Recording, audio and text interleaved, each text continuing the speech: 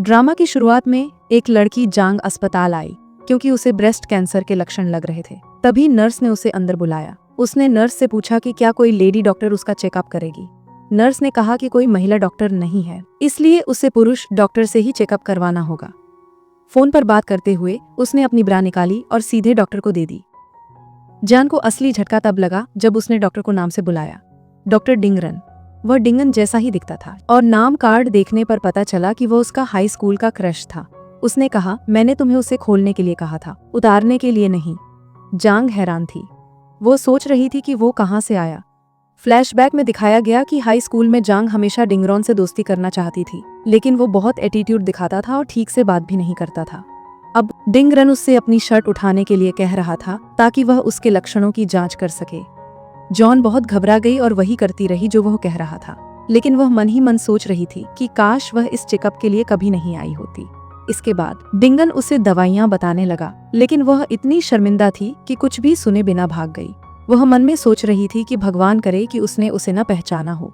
तभी पीछे से डिंगन ने उसे पुकारा, जोंग, तुम अपनी ब्रा यहाँ भूल गई।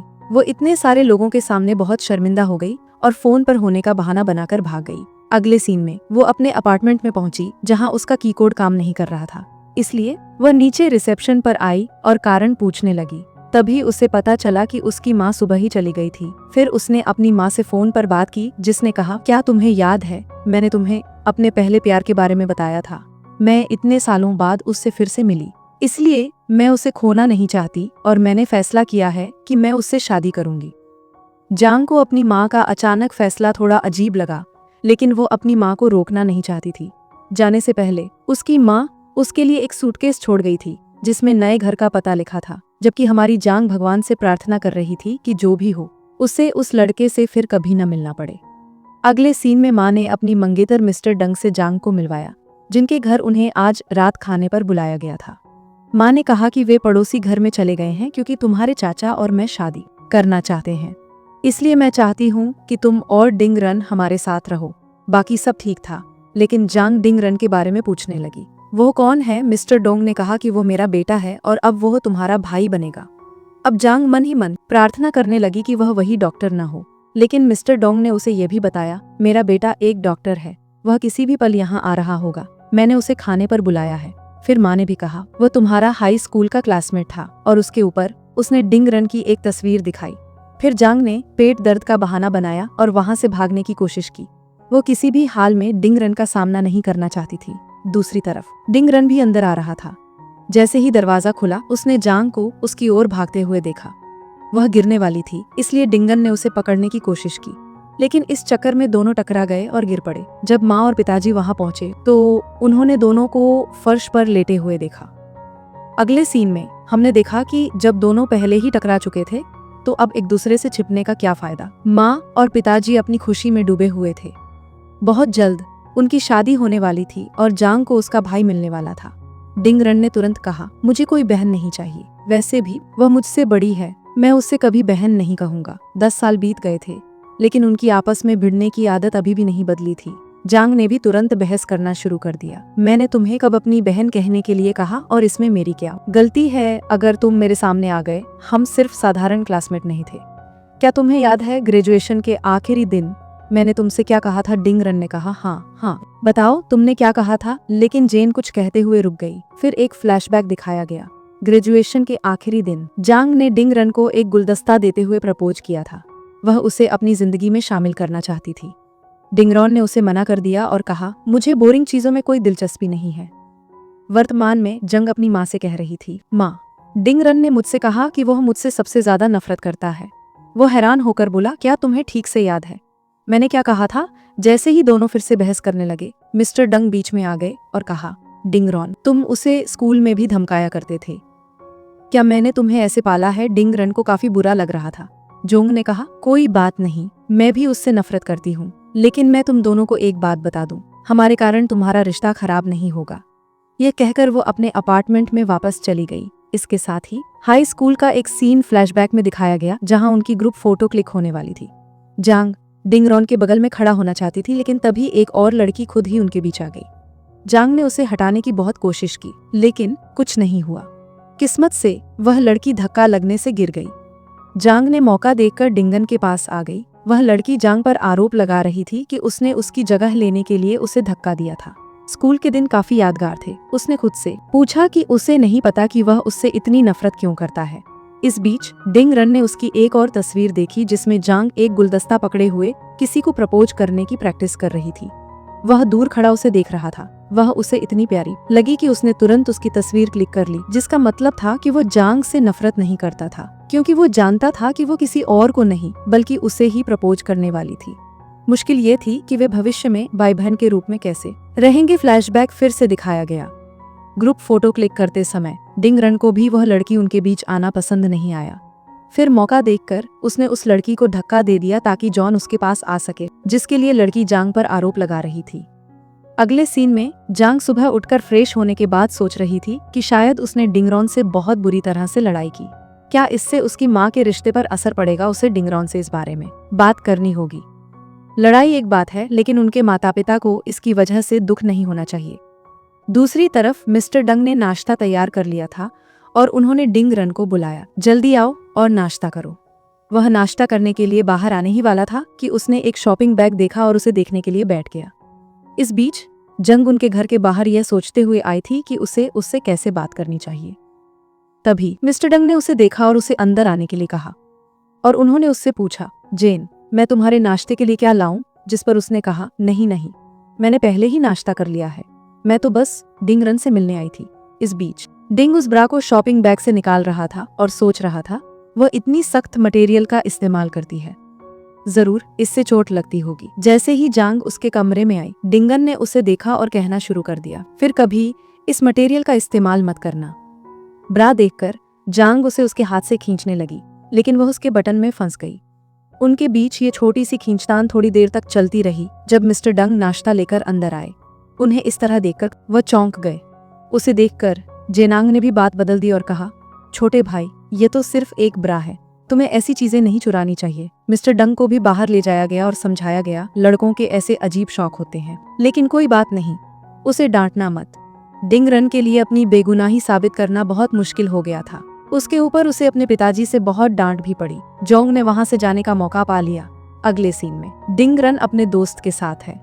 जैसे ही वो जोंग का नाम सुनता है, वो उसके बारे में सोचने लगता है। जब दोनों पहली बार मिले थे तो डिंग रन उस समय स्कूल में ट्रांसफर होकर आया था। जोंग ने उसका स्वागत किया और कहा, मेरी माँ ने मुझसे तुम्हारा अच्छे से ख्याल रखने के लिए कहा है, क्योंकि तुम उसकी सबसे अच्छी दोस्त के बेटे हो। जिस पर डिंग रन कहता है, मुझे किसी की देखभाल की जरूरत नहीं है, मैं अपना ख्याल खुद रख सकता हूँ।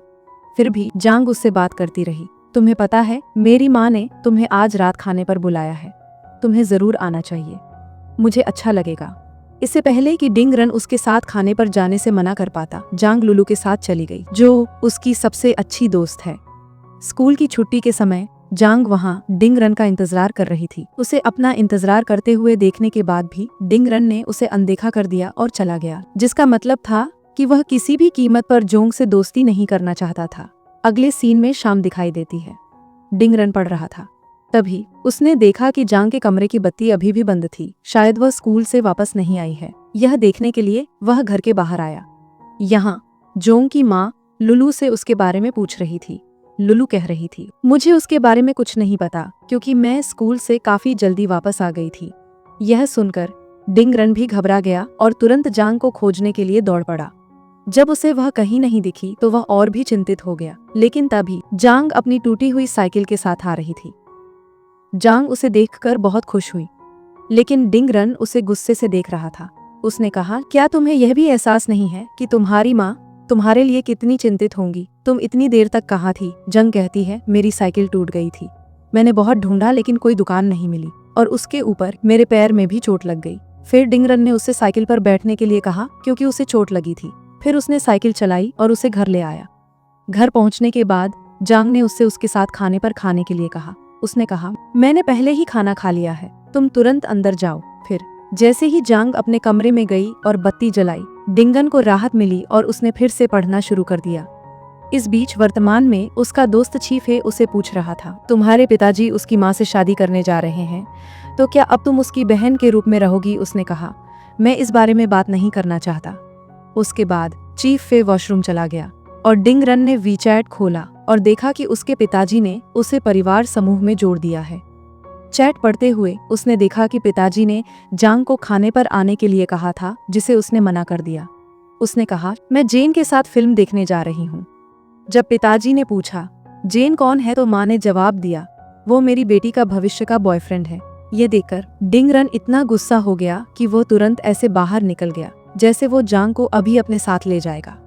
अगले सीन में डिंगरॉन को दिखाया गया है, जो शायद एक किताब पढ़ रहा है, लेकिन असल में वो जांग के बारे में बहुत चिंतित है क्योंकि वो अभी तक घर नहीं लौटी है। उसी समय वह ग्रुप मैसेज चेक करता है। माँ जांग से पूछ रही थी, तुम कब वापस आओगी? जांग कहती है, मैं बस कम्युनिटी गेट पर पहुंचने वाली हूँ। डिंगरॉन भी अपने कमरे से बाहर आ गया, सिर्फ उसकी एक झलक पाने के लिए। तभी उसने माँ और पिताजी को जांग के बारे में बात करते हुए सुना। वे कह रहे थे कि वह कितना अच्छा और समझदार लड़का है। यह सुनकर डिंगरॉन अब और बर्दाश्त नहीं कर सका, यहाँ तक कि उसकी माँ और पिताजी को भी जांग के लिए पसंद आई थी। उसने तुरंत एक शॉपिंग बैग उठाया और वहां से चला गया। दूसरी तरफ जांग और जांग को एक दूसरे को बाय बाय कहते हुए दिखाया गया। डिंगरॉन अचानक आगे आया और जांग से पूछना शुरू कर दिया, तुम्हें आने में इतनी देर क्यों लगी, इससे पहले कि जांग का परिचय करा पाती। डिंगरन ने कहा, मैं तुम्हारा कुछ सामान वापस करने आया हूँ। जब जांग ने देखा कि वह वही ब्रा थी जो उसके कमरे में छूट गई थी, जांग बहुत शर्मिंदा होकर बोली, क्या तुम पागल हो? इसे लाने की क्या जरूरत थी? मैं खुद आकर ले जाती। लेकिन डिंग ने कहा, तुम सुबह जल्दी में थी, है ना, इसीलिए तुम इसे अपने कमरे में भूल गई थी, इसलिए मैं इसे तुम्हारे लिए लाया। जेनांग जंग को सफाई देने की कोशिश कर रही थी। तभी डिंगन जाते हुए फिर से बोला, तुम्हें इसे धोने की जरूरत नहीं है, मैंने इसे पहले ही धो दिया है। इस तरह वह अपनी योजना में कामयाब हो गया और पूरी तरह से जांग और जांग के बीच गलतफहमी पैदा करने का मजा लिया। जांग फिर गुस्से में उसका पीछा करती है और कहती है, तुम्हें जरा भी शर्म नहीं आई मेरी निजी चीज किसी दूसरे लड़के के सामने लाने में? डिंगरॉन कहता है, दूसरा लड़का? तुम तो उस रोबोट को पसंद करती हो जो सिर्फ औपचारिकताएं पूरी करना जानता है। जांग गुस्से में उसका हाथ पकड़ लेती है और उसे मिस्टर डंक के पास शिकायत करने के लिए ले जाने लगती है। वह कहता है, तुम इतने बड़े हो गए हो और तुमने अभी तक शिकायत करना बंद नहीं किया है। लेकिन यहाँ माँ और पिताजी एक साथ नाच रहे थे। दोनों इतने शर्मिंदा हो गए कि उन्होंने तुरंत वहां से भाग जाने की सोची। लेकिन जैसे ही वे भागने वाले थे, माँ ने पुकारा और उन्हें रोक दिया। माँ कहती है, हम दोनों तुमसे शादी के बारे में कुछ जरूरी बात करना चाहते हैं, तो तुम दोनों दूल्हा और बेस्ट मैन बनोगे। फिर माँ और पिताजी ने नियमों की लिस्ट भी बताई जिनका शादी के बाद सभी को पालन करना होगा। लेकिन इसकी वजह से जांग और डिंगरन के बीच लड़ाई शुरू हो गई। उन दोनों को लड़ते हुए देखकर पिताजी कहते हैं, तुम दोनों ऐसे क्यों नाटक कर रहे हो, जैसे ये हमारी शादी नहीं, तुम्हारी शादी हो। डिंग कहता है, सिर्फ एक पागल आदमी ही उससे शादी करेगा। फिर वो कहता है, मेरी भी 2 शर्तें हैं जिन्हें तुम लोगों को मानना होगा। पहली, मैं उससे कभी अपनी बहन नहीं कहूंगा। दूसरी, अगर वो दुल्हन बनती है तो मैं बेस्ट मैन नहीं बनूंगा। फिर वो वहां से चला जाता है। जांग भी कहती है, मुझे भी तुम्हारी बहन या दुल्हन बनने में कोई दिलचस्पी नहीं है, मैं नौकरानी भी नहीं बनने वाली। दोनों के बीच इस खराब रिश्ते को देख माँ और पिताजी काफी चिंतित हो गए। उन्होंने फैसला किया कि जब तक उनका रिश्ता थोड़ा बेहतर नहीं हो जाता, वे खुद शादी नहीं करेंगे। अगले सीन में डिंग रंजंग की रिपोर्टों से बहुत परेशान था। उसने नर्स से कहा, जैसे ही रिपोर्टें ना जाएं, तुरंत मेरे पास ले आना। फिर जब वो घर आया तो उसने देखा कि उसके पिताजी ने जांग को खाने पर बुलाया था। लेकिन जिस बात ने उसे और भी गुस्सा दिलाया वह ये थी कि पिताजी ने जांग का परिचय उससे जांग के भाई के रूप में कराया था। माँ जांग से पूछती है, तुम्हें हमारी बेटी कैसी लगी? जांग कहती है, यह सुनकर बहुत अच्छा लगा। डिंग रन ताना मारता है और फिर उसके पिताजी उसे डांटना शुरू कर देते हैं। जांग को देखो, कितना अच्छा लड़का है, कितना अच्छा स्वभाव है उसका, और फिर तुम हो जो हमेशा बदतमीजी करते रहते हो। जंग ने कहा, चाचा छोड़ दीजिए उसे, मेरी वजह से मत डांटी, नहीं तो वह बाद में मुझे धमकाएगा।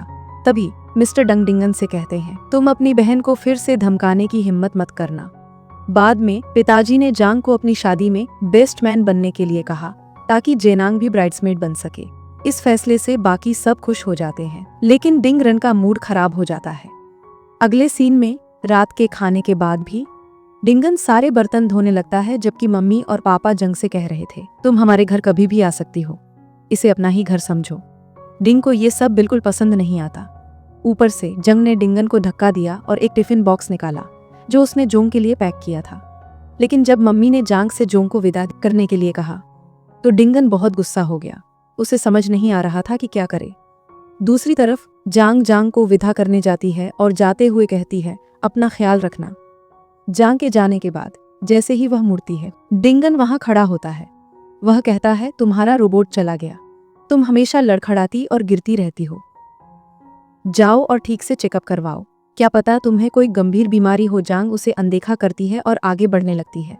तो डिंगरन कहता है, क्या तुमने सच में उस रोबोट के साथ रिश्ता बनाने का फैसला कर लिया है? क्या तुम्हें नहीं लगता कि वह सब कुछ सिर्फ एक औपचारिकता की तरह करता है, जैसे उसमें कोई भावनाएं ही न हो? तो तुम्हें कैसे लगा कि वो तुम्हें खुश करेगा? जांग कहती है, वो सिर्फ इसलिए इतना खुश हो गया क्योंकि मैंने उसे एक टिफिन बॉक्स दिया था और तुमने मुझे चोट पहुंचाने का कोई मौका नहीं छोड़ा। मिस्टर डिंग, तुम्हें कब से मेरी खुशी की परवाह होने लगी? उसके बाद एक फ्लैशबैक सीन दिखाया जाता है। जांग ने डिंगरेन के लिए एक शर्ट खरीदी थी और उस पर उनके नाम लिखे थे। वह उसे लेने से मना कर रहा था, लेकिन बाद में रख लिया। लेकिन जब उसने जेन के प्रपोजल को ठुकरा दिया तो उसने वह शर्ट किसी और लड़की को दे दी। इससे जियांग को बहुत दुख हुआ, इसीलिए वह उससे ठीक से बात भी नहीं करती।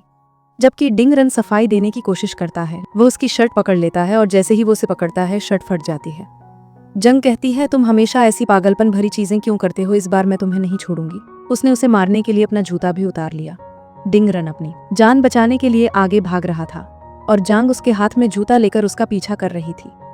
तभी मम्मी और पापा भी टहलने के लिए बाहर आ गए और उन्हें इस तरह लड़ते हुए देखकर वे सोचने लगे, भगवान जाने ये दोनों कब बड़े होंगे। अगली सुबह जांग जल्दी जल्दी अपने डॉक्यूमेंट्स इकट्ठा कर रही थी क्योंकि उसे ऑफिस के लिए देर हो रही थी। तभी जोंग के दिमाग में एक प्लान आता है। वह सोचती है, मुझे पहले ही देर हो चुकी है, क्यों न डिंगरॉन का थोड़ा फायदा उठाया जाए। फिर जानबूझकर मिस्टर डिंग के सामने वो कहती है, हे भगवान, मुझे इतनी देर हो गई है और मुझे ड्राइव करना भी नहीं आता, मैं समय पर कैसे पहुंचूंगी? ये सुनकर मिस्टर डिंग डिंगन से कहते हैं, जाओ पहले अपनी बहन को छोड़ आओ, फिर वापस आकर नाश्ता करना। भले ही वह नहीं चाहता था, डिंगरन को उसके साथ जाना पड़ा। रास्ते में वह जियांग से पूछता है, तुमने ये सब जानबूझकर किया है ना, ताकि मैं नाश्ता न कर सकूं? जेनांग कहती है, हाँ, तो तुम क्या करने वाले हो? डिंगरन चिढ़कर कहता है, बस स्टॉप वही है, मैं तुम्हें वहां छोड़ दूंगा, आगे तुम खुद चली जाना। इस पर जांग मिस्टर डोंग को फोन करने का नाटक करने लगती है, इसलिए डिंगरॉन को खुद उसे ले जाना पड़ा। अगले सीन में जांग की रिपोर्टें आती है। नर्स पहले उन्हें डॉक्टर डिंगरॉन के पास लाती है। जैसे ही वो रिपोर्टें देखता है, उसे पता चलता है कि जांग को बीमारी है। फिर वो जेनांग को अस्पताल बुलाता है और रिपोर्टें दिखाते हुए कहता है, कुछ कैंसर सेल्स डेवलप हो गए हैं, लेकिन अगर हम समय पर कार्रवाई करें तो ऑपरेशन किया जा सकता है। जांग ये सुनकर चौंक जाती है, लेकिन डिंगरॉन उसे शांत करने की कोशिश करता है और कहता है, ये अभी शुरुआती स्टेज है, इसलिए हम आसानी से इस पर काबू पा सकते हैं। अगले सीन में जांग अपनी सर्जरी को लेकर बहुत चिंतित है। दूसरी तरफ डिंगरन भी उसके लिए परेशान है। फिर जांग उसे वीचैट पर ऐड करती है और मैसेज करती है, मेरी माँ को मेरी सर्जरी के बारे में पता नहीं चलना चाहिए। डिंगरन उसे कॉल करता है और उसे दिलासा देता है, ये कोई बड़ी सर्जरी नहीं है, तुम्हें तनाव लेने की जरूरत नहीं है, ज्यादा मत सोचो, कल तुम्हें अस्पताल जाना है, अच्छे से सो ताकि तुम्हें फ्रेश लगे। अगली सुबह जांग अपना सामान पैक कर रही होती है ताकि अस्पताल जा सके और उसकी माँ उसे न देख पाए, लेकिन उसकी माँ भी उस सुबह जल्दी उठ गई थी और जैसे ही वो जांग को पैकिंग करते हुए देखती है, वह पूछती है, तुम जेन के साथ ट्रिप पर जा रही हो, है ना? ये बहुत अच्छी बात है, जाओ जाओ, इससे तुम्हारा रिश्ता और मजबूत होगा। जांग सफाई देने ही वाली होती है, लेकिन तभी डिंगरन आ जाता है और कहता है, मैं तुम्हें लेने आया हूँ और तुम अभी तक तैयार नहीं हो।